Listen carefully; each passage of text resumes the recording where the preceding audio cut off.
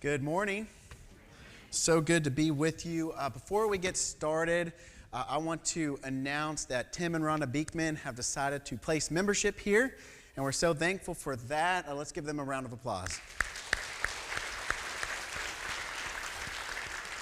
Thankful that you've decided to, I know you've been coming for quite some time, but thankful that you're here with us and to be a part of the family here at Northeast.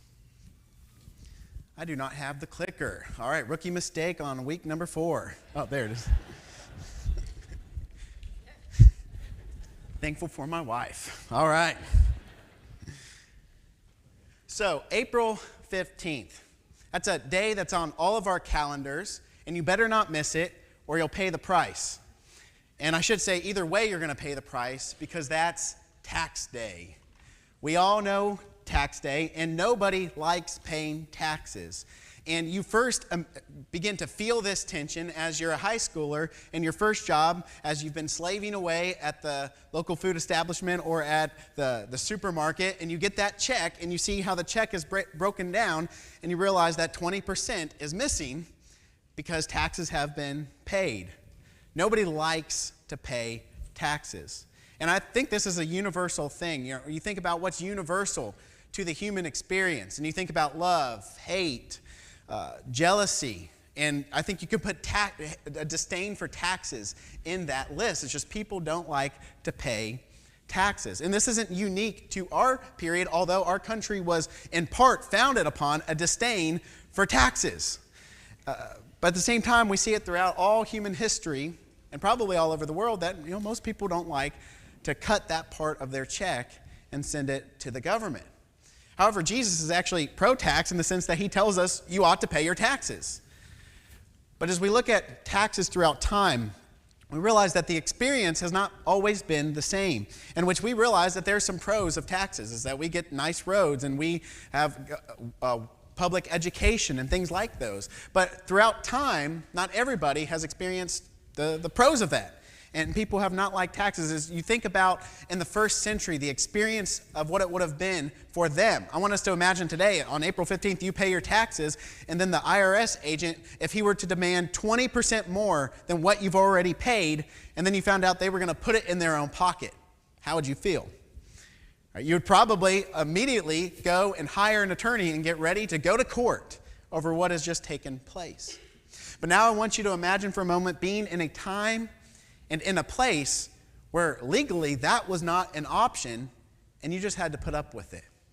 And this was the situation in the first century in Palestine and Israel, is that there was no options here. You paid your taxes, and then there's these Jews who worked for the Roman government during Roman rule, these local Jews who were hired to collect taxes, and they were already taxing a high rate, and then on top of that, these tax collectors were actually given the freedom to get their pay by adding that extra percentage onto what people owed and then putting it in their own pockets.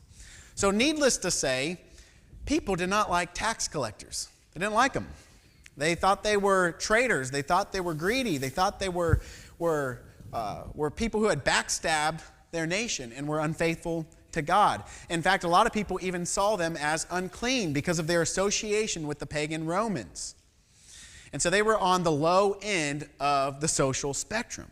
Now, on the other side of things, you had people on the high end of the social spectrum, and those were people like the religious elite, like Jewish rabbis. And this included groups like the scribes, the Pharisees, the Sadducees. And these people were kind of considered the high end of society, especially a society that was built on the religion of the Jews. It was a religious society, and so those who were most religious were kind of seen on the upper end of the spectrum, of the social spectrum. And the best of the best young people, specifically the young men, would be taken as apprentices to these Jewish rabbis. And so the Jewish rabbis would pick kind of the best and most promising young men to come and to be their apprentices. And the biblical word for this, it wasn't always biblical, it was just in their culture, was the word disciple.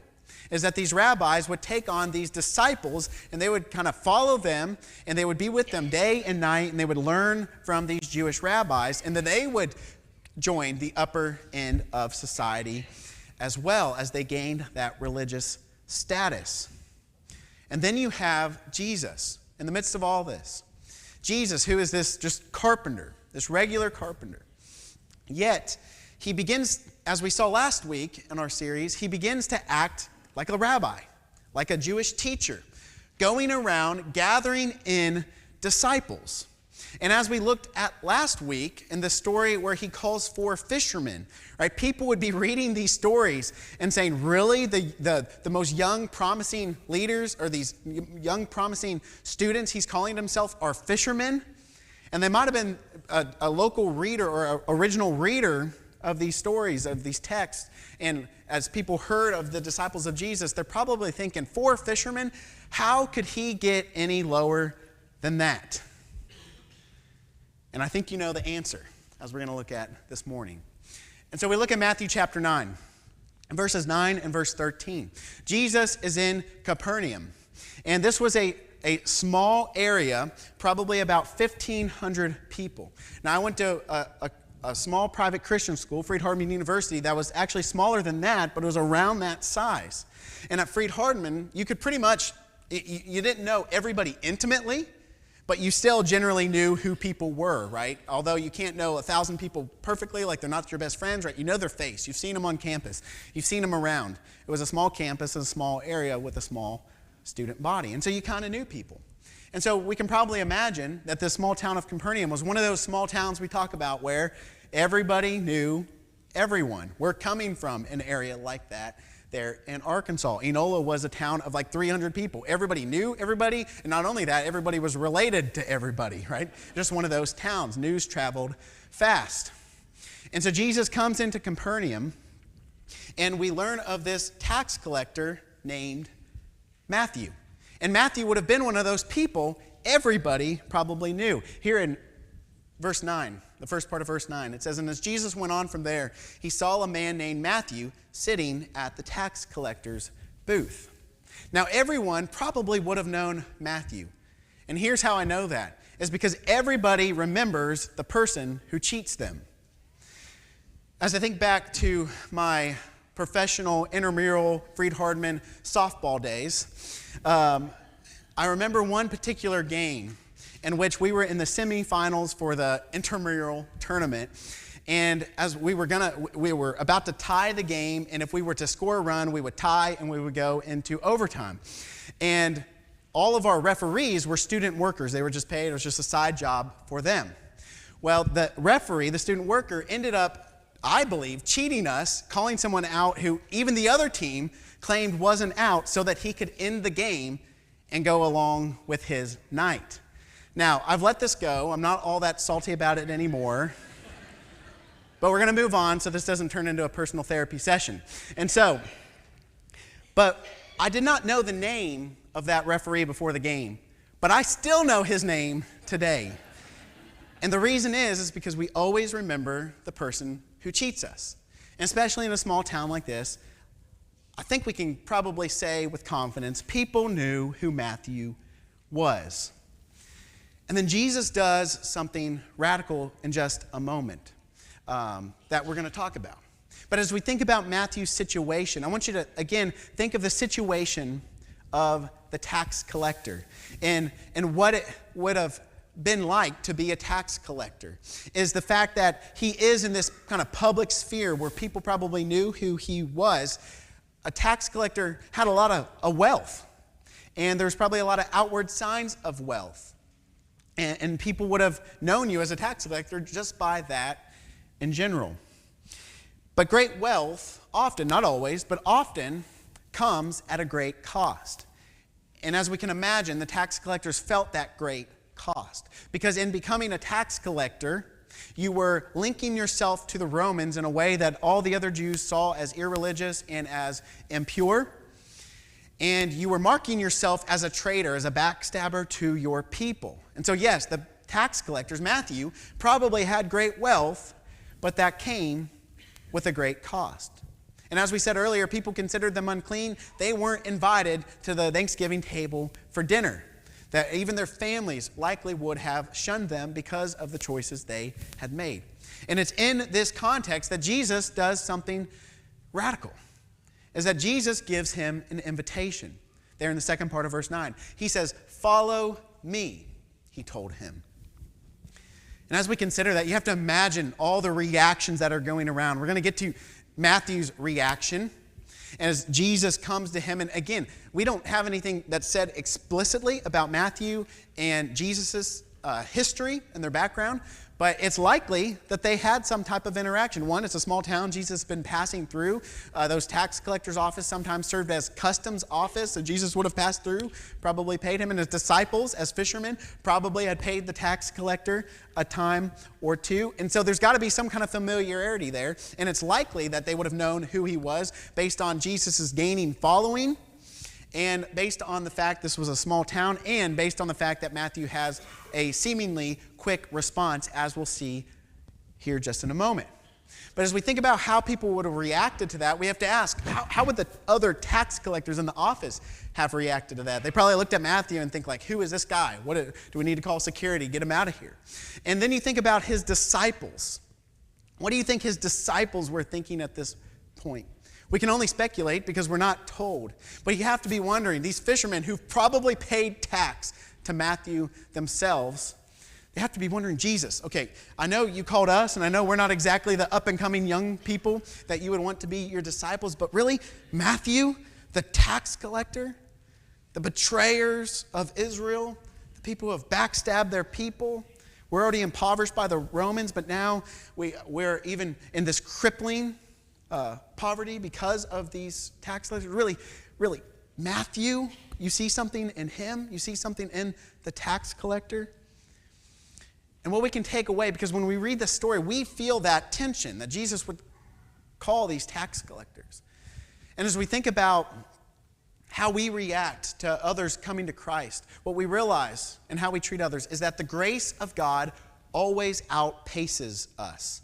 The grace of God always outpaces us. You see, because it's hard for you and me at times to extend grace to people like Matthew. And it's hard for us to see why God would extend grace to them. It's hard for us to view people who are different, people who've had different experiences, people who vote different, people who make and spend their money different, people who have unintentionally hurt us, or even the people who have, like Matthew, intentionally hurt us. It's hard for us to view those people with grace. But with God, His grace always outpaces us. It's not hard for God. It's not a challenge for God. But He gives out this invitation of grace and this calling to all people freely, and He gives out this grace. And as we're about to see, He leaves the ball in those to whom He calls. He leaves the ball in their court. And as we see, Matthew then has a response, and it's radical. It says, and Matthew got up and followed him. Such a short part of this little story here, but we got to realize how much power is there and what it actually took for Matthew to just get up out of that tax booth and to go and to follow Jesus, right? Everything's a process. When we move and when we make changes in our life, it's a huge process. And Matthew, it just almost, and as Matthew, of course, is recording the story, it's almost like as if nothing. He got up and followed Jesus and went on. That's all he tells us. But as you think the challenges that would have gone with this, you consider all that he was giving up. He was saying goodbye to the big checks. He was saying goodbye to all the wealth. He was saying goodbye to the surely some Roman status he might have had, some Roman security he would have received. And he's saying goodbye to that. There was now nothing to keep him safe, so to say, as a tax collector. And in fact, there was nothing to keep the Romans, right, from harming him. He's giving up a lot of his security. He's giving up a lot of wealth. He's giving up status with his peers that he had. And he's not going to be received. The Jews aren't going to just forgive him. He's still going to be viewed as a tax collector. He's giving up a lot in order to follow Jesus. And as we thought about those 4 fishermen last week, we even think about what they did, and that's amazing that they left all and followed Jesus. But if you think about it, a fisherman can always go back to fishing.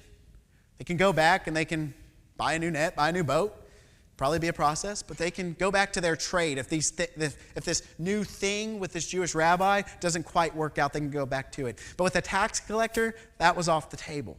If they cut their ties with the Romans, then they were done for, right? There was no coming back to your former job. And on top of that, it's not like he could just go out and respond to the next help wanted ad in Capernaum, because he had overcharged all of these people and probably done wrong to all these people as a tax collector. And so there wasn't many options. And so Matthew truly got up, left everything, and followed Jesus. And that is an amazing thing. Matthew left all to follow Jesus, and his life would never be the same.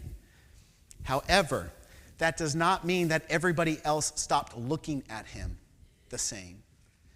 In verse 10, it says, while Jesus was having dinner at Matthew's house, with many tax collectors and sinners came and ate with him and his disciples. There's a party that is thrown in Matthew's house. This is a celebration.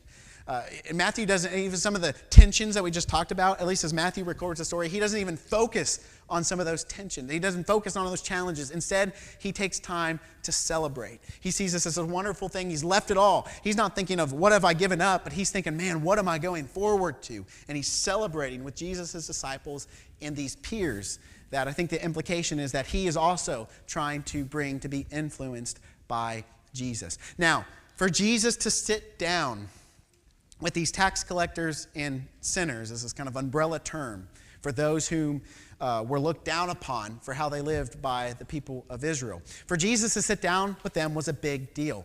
As R.T. France says, scholar says, is that to share a meal was a sign of intimacy. For Jesus to sit down with these people, it meant he was showing them love, showing them acceptance, showing them friendship, which these people weren't used to having that shared with them. And so for Jesus to do so, it meant it was a big deal. And by the way, I think all the people who were sitting at the table knew this was a big deal for this Jewish rabbi, this person who's respected, to come and to sit with them. The disciples knew this was a big deal. You have to wonder, were they sweating when Jesus told them we're going to attend a party with tax collectors and sinners? And they weren't the only ones who knew it was a big deal. Some of the Jewish elite also knew it was a big deal. And although Matthew's life had changed and he was no longer the same, they viewed him the same. We're told in verse 11, it says, when the Pharisees saw this, they asked his disciples, why does your teacher eat with tax collectors and sinners? And I think, we can't hear the tone, but I think I can kind of hear a tone in that passage there as this kind of disgust of why would someone who is trying to be a teacher, why would they associate with tax collectors and sinners, people who are not righteous, people who are impure? Why would he do that? In fact, I would say that they were offended by what Jesus has done here. And that takes us to another observation about the grace of God, is that the grace of God often offends us. That God gives grace to those we don't feel deserve grace. God gives grace to those we feel like that they have gone and spent the inheritance and they don't deserve to come and have a meal at the table. But as we see God extend his grace, sometimes that can offend us. And that was true with the scribes, the Pharisees, the religious elite here. But what Jesus said next totally turned this offended, self-satisfied religion over on its head. In verse 12, he says, and on hearing this, Jesus said, it is not the healthy who need a doctor, but it's the sick. And then he says in verse 13, he says, but go and learn what this means. I desire mercy and not sacrifice, for I have not come to call the righteous, but the sinners. And as we think what Jesus said here, I can't help but just see how Jesus was not meeting their expectations for what they thought a Christ, a Messiah, would be. That they thought that he would come and that the religious elite would join hands with him and that they would lead Israel into this new phase of the kingdom, back to the glory days, and that it would be those who would surround the Messiah would be those of the upper class, a religious elite, people who were considered the most righteous. But instead, Jesus is hanging around with tax collectors and sinners, so he does not meet their expectations for what a Messiah or a Christ would be as well, and he's facing opposition for that. But then you see the irony in some of what Jesus says here, and I think we're meant to pick up on it, is that Jesus says, it's not the healthy and the sick that I've come to reach. Or it's not the healthy, I should say, but it's the sick that I've come to reach. And I see some irony there with the word healthy. Because what we find out is that it's usually the people that consider themselves the most healthy that spiritually are the most sick. And I think that's what Jesus is pointing to here, is that these Pharisees, this religious elite, they suppose themselves to be healthy.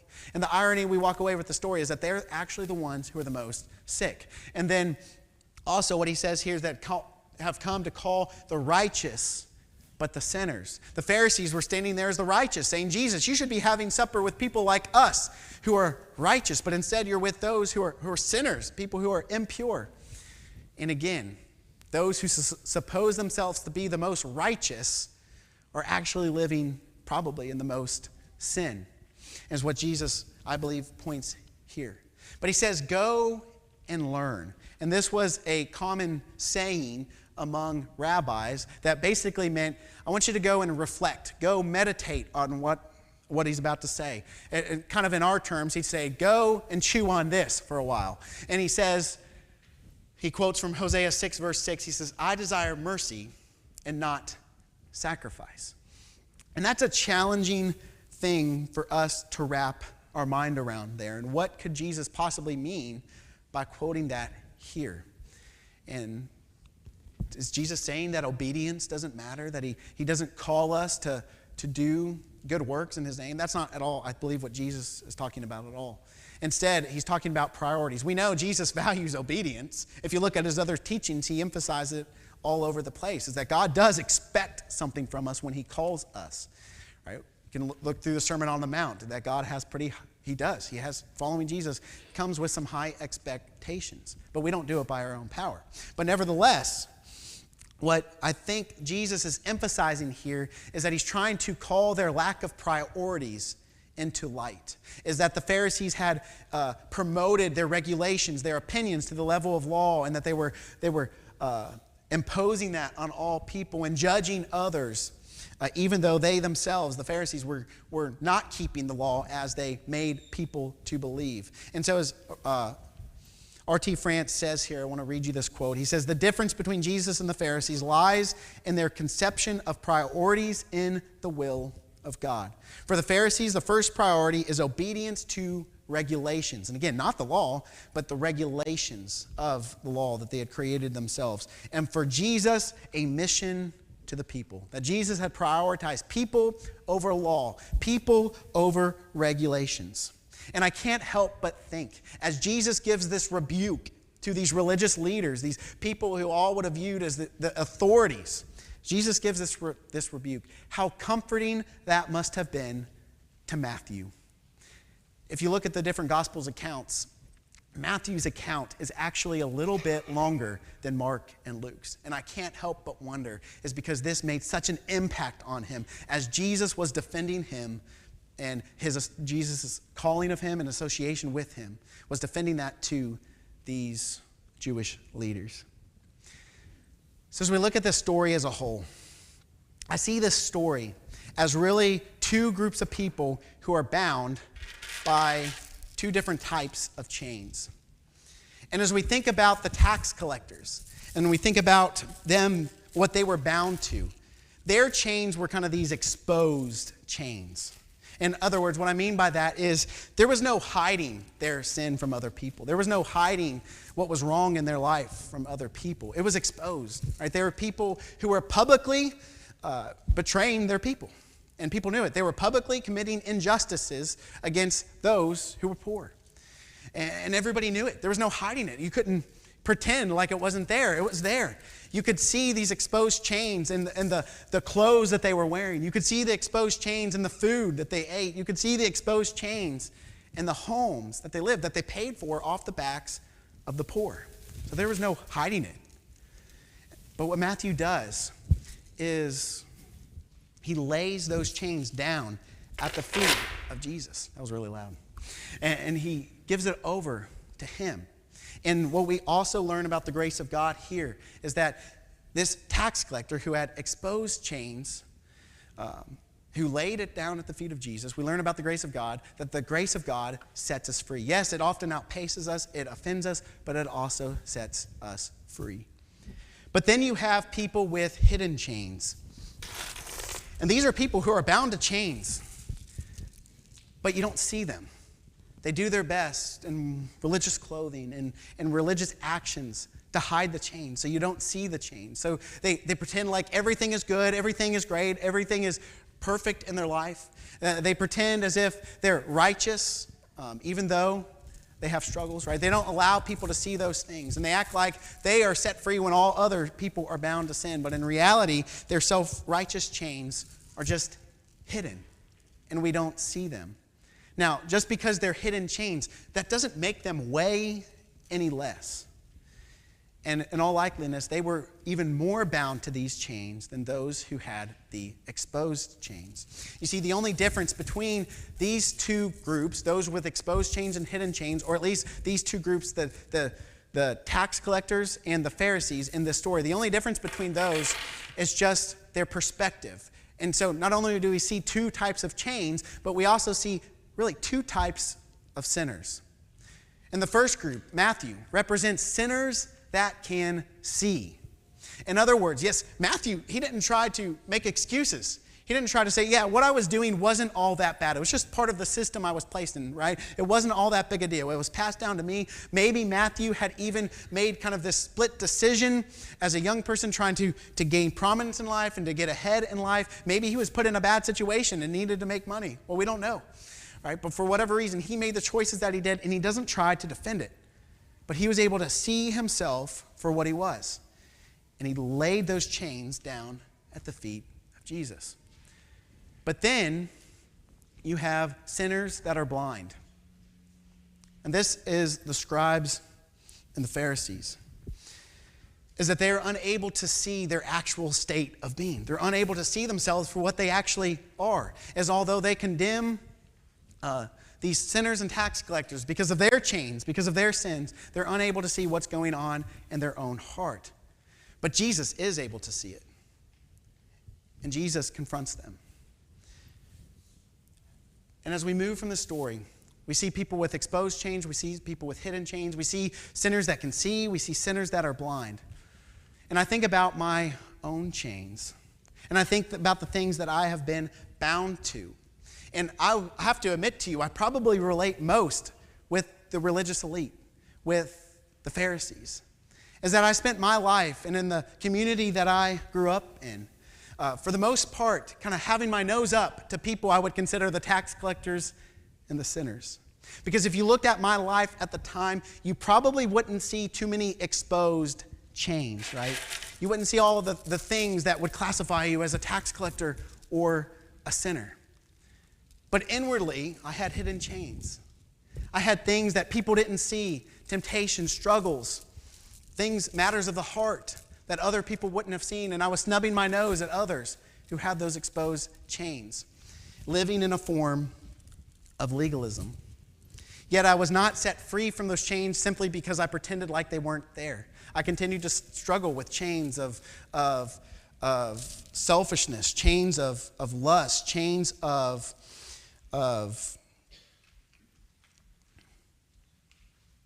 pride, of jealousy, of vainglory. All those type of things that you don't see on the outside, you don't see as exposed, right? But it wasn't until I laid those chains down at the feet of Jesus, quit pretending like we were perfect and like we had everything together, that's when I found freedom. But this morning, what about you? What are your chains? Do you have exposed chains? Chains that, maybe your chains have been very obvious to all those around you and there's no hiding them. You've been living a life of open sin, a life of open rebellion against God, a life of doing wrong to others, just to be plain. You got to choose, just like Matthew, to acknowledge that, to lay those chains down at the feet of Jesus. Or are your chains, kind of like mine, are they hidden like the Pharisee? Or were they hidden like the Pharisees in this story, right? You live life looking down upon others for their outward struggles, for their outward vices, yet at the same time, you have struggles that nobody in this room knows about. You have lived pretending that you have it all together. You believing that you are righteous because you have believed the right things. Yet behind the closed doors, you struggle to do the right thing every single day. And you've judged others for the very sin that you dance with in darkness. And if that's you, my encouragement to you this morning is to take a step into the light. Allow yourself to be seen fully by God and be ready to bow the knee to King Jesus, as we saw Matthew do in this story. So as we wrap this up, I want you to take Jesus' words here. Go and learn. Meditate, reflect on what the grace of God means for your life and for your calling. And maybe, if I could add this to this as well, think about somebody maybe that you've been judgmental of, someone you've looked down upon, thinking that, even though you may not call it that, but someone you've treated with self-righteousness. And maybe reach out to them, sit at a table with them, as Jesus does in this story. And I think in that you will experience the kingdom of God. And so this story ends with this phrase, go and learn, and it's actually a rebuke. And we think, how could a story that ends with a rebuke be so compelling to us? And I think the reason it's so compelling is because in this rebuke, we see the reason why Jesus came to this earth. He didn't come to associate with those who already think they have it together, but Jesus came to call real people with real problems who needed a real God involved in their life. In other words, Jesus calls people like you and me. And what we must do is that we must expose ourselves to God, quit trying to hide everything, and live in the calling that He has called us to, as we get to be a part of what He's doing at the world and take a seat at His table. Thank you for being here this morning.